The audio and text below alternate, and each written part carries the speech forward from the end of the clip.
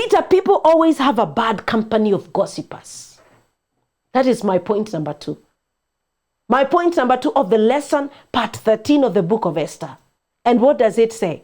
Hatred and bitterness destroys you.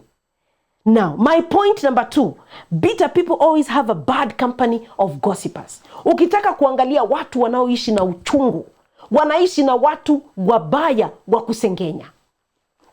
Wakati ambapo Hamani amekasirika, yani Haman anaitwa aende kwa furaha katika karamu, na apoenda anamuona tu Mordekai amekaa chini. Mordekai maskini hata hana chochote against Haman, lakini akimuona tu amekasirika, mpaka anaanza kupanga sasa nitafanya nini. Lazima atafute wale marafiki wake wa kusengenya na yeye, na Biblia inasema kwamba baada ya kutoka katika hiyo karamu, akaenda akamtafuta rafiki yake pamoja na mke wake. The people that you keep around you wana masaji ile ego yako ya hatred na bitterness, wanaiongezea moto.